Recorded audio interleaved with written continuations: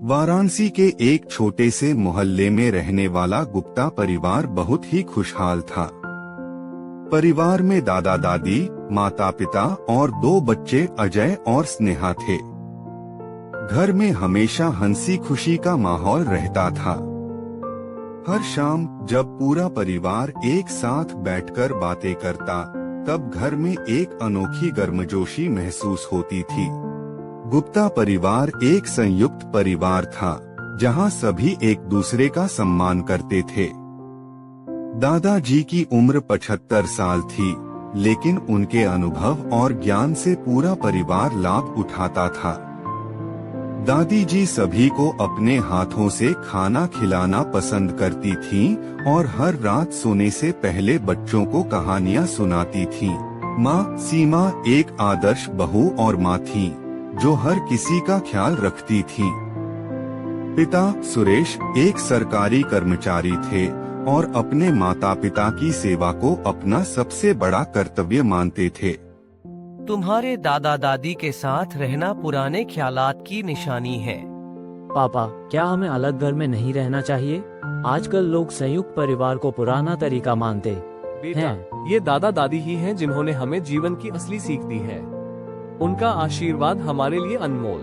बच्चों, परिवार का असली सुख साथ रहने में है। जब हम साथ होते हैं, तब सुख और दुख दोनों मिलकर बांट सकते हैं। अकेले रहना आसान हो सकता है, लेकिन जब मुश्किलें आती हैं, तब परिवार का सहारा ही सबसे बड़ी ताकत होती है। संयुक्त परिवार की महत्ता केवल साथ रहने में नहीं, बल्कि आपसी प्रेम और समर्थन में होती है।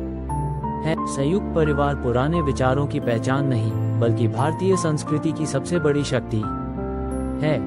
एक दिन अजय के दोस्त रवि के माता पिता किसी कारणवश शहर से बाहर चले गए और वह अकेला रह गया। जब अजय को यह पता चला, तो उसने रवि को अपने घर बुलाया। रवि ने गुप्ता परिवार की गर्मजोशी महसूस की। समय बीतता गया, लेकिन गुप्ता परिवार का प्यार और एकता बनी रही। जब अजय बड़ा हुआ और नौकरी करने दूसरे शहर जाना पड़ा, एक बार जब दादाजी बीमार पड़े, तब अजय ने अपनी नौकरी से छुट्टी ली और तुरंत घर आ गया। कुछ साल बाद जब अजय की शादी हुई, तो उसने भी परिवार के साथ ही रहने का फैसला किया। उसकी कुछ समय बाद अजय और नंदिनी के एक बेटा हुआ, जिसे उन्होंने विवेक नाम दिया।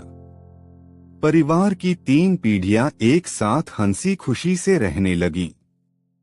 विवेक को दादा दादी के संस्कारों से जीवन की सच्ची सीख मिलती रही। बेटा, अगर तुम्हारे भविष्य के लिए यह जरूरी है, तो हमें तुम पर गर्व है। लेकिन याद रखना, परिवार से जुड़ाव केवल साथ रहने से नहीं, बल्कि दिल से जुड़ा रहने से होता है।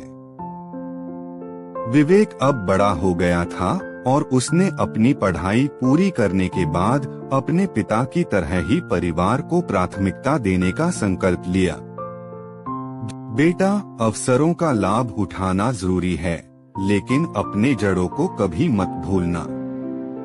सफलता का असली आनंद तब है जब उसे अपने परिवार के साथ बांटा जाए। विवेक ने अपने परिवार को साथ रखने के लिए एक योजना बनाई। वह अपनी नौकरी करेगा, लेकिन हर साल भारत आकर कुछ समय अपने परिवार के साथ बिताएगा। साथ ही उसने अपने माता पिता को भी अपने साथ विदेश में कुछ महीने बिताने का सुझाव दिया, ताकि वे भी दुनिया देख सकें।